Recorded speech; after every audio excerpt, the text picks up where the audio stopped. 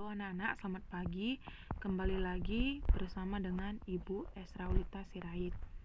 Oke, pada pembelajaran kali ini Ibu akan menemani kalian belajar prakarya sampai 1 semester ke depan, khususnya kelas 9.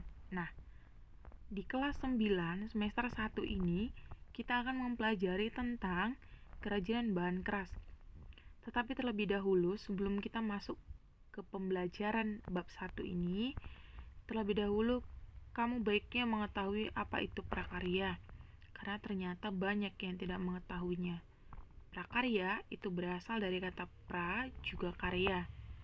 Pra memiliki arti atau makna belum, dan karya sendiri adalah sebuah hasil kerja. Jadi, kalau dikatakan prakarya, itu adalah hasil kerja yang belum jadi, atau masih dalam berupa proof of concept atau prototipe. Jadi prakarya tersebut biasanya belum mempunyai target pemasaran. Nah, prakarya tersebut biasanya dibuat untuk seminimal mungkin bisa digunakan sendiri. Itu dia prakarya. Nah, pada pembelajaran prakarya, baik itu pada kelas 1, 2, dan bahkan kelas 3 ini, itu ada 4 aspek pembelajaran yang harus kamu ketahui. Yang pertama itu adalah kerajinan. Apa itu kerajinan? Aspek kerajinan itu adalah hal yang berkaitan dengan buatan tangan atau aktivitas yang berkaitan dengan barang yang dihasilkan dengan melalui keterampilan tangan, baik itu yang dibuat menggunakan mesin maupun secara manual. Nah, aspek yang kedua itu adalah aspek rekayasa. Apa itu aspek rekayasa? Aspek rekayasa adalah suatu penerapan kaidah-kaidah ilmu dalam pelaksanaan, seperti contohnya perancangan, pembuatan konstruksi, dan juga pengoperasian kerangka, peralatan, serta juga sistem yang ekonomis, juga yang efisien. Berikutnya, kita masuk ke aspek yang ketiga. Aspek yang ketiga itu adalah aspek pengolahan. Apa itu aspek pengolahan? Aspek pengolahan itu adalah suatu proses yang memberikan pengawasan pada segala hal yang terlibat di dalam pelaksanaan kebijakan serta juga pencapaian tujuan. Nah, yang terakhir kita masuk ke aspek budidaya. Apa itu budidaya? Budidaya adalah suatu kegiatan terencana pemeliharaan sumber daya hayati yang dilakukan pada suatu area lahan untuk dapat diambil manfaat atau hasil panennya. Kegiatan budidaya biasanya dianggap sebagai inti dari usaha tani. Nah, anak-anak, dari keempat aspek pembelajaran prakarya berikut, kita akan membahas tentang kerajinan yang pertama, yaitu kerajinan bahan keras. Apa itu jenis, sifat, dan karakter bahan keras berikut akan kita pelajari. Nah, yang dimaksud dengan kerajinan bahan keras itu adalah kerajinan yang dalam tahap pembuatannya itu menggunakan bahan yang bersifat keras. Nah, karakter atau sifat bahan keras ini biasanya pejal, solid, kuat, sulit berubah bentuk, kemudian tahan lama. Nah, kerajinan bahan keras ini terdiri dari 2 jenis. Yang pertama, itu adalah bahan keras alami.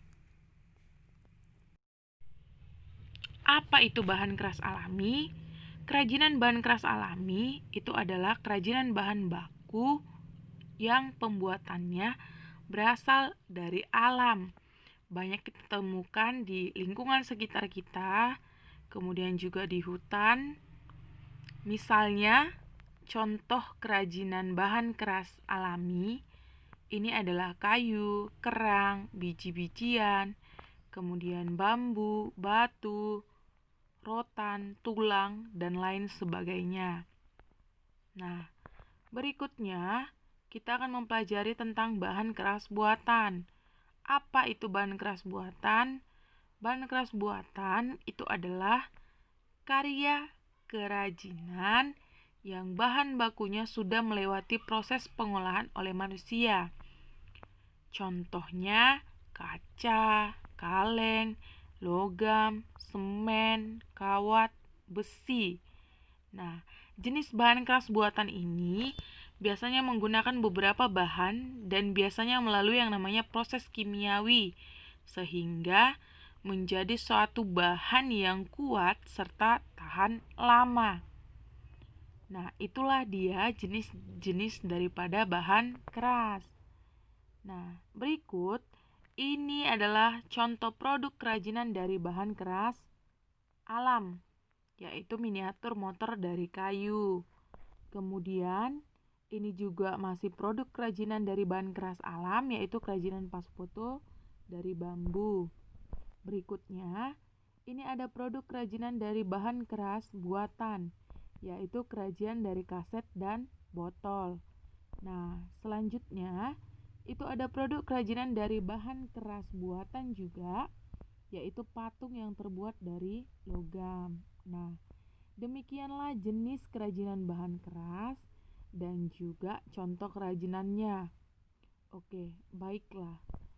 Setelah kamu mempelajari kerajinan bahan keras, apakah kamu tahu fungsi dari kerajinan bahan keras? Tentu. Nah, ternyata fungsi kerajinan bahan keras itu secara umum terbagi atas dua. Yang pertama itu sebagai fungsi pakai, dan yang kedua itu adalah sebagai fungsi hias. Dikatakan sebagai fungsi pakai itu karena tujuan pembuatannya itu adalah mengutamakan yang namanya nilai guna atau nilai pakai. Contohnya di rumahmu itu seperti lemari, meja, kursi, dan lain sebagainya. Biasanya kerajinan fungsi pakai itu adalah benda yang sangat dibutuhkan. Nah, sedangkan fungsi hias itu adalah fungsi yang tujuannya itu dibuat sebagai unsur pendukung atau untuk tujuan nilai estetik. Itulah dia perbedaan antara benda pakai dan benda hias.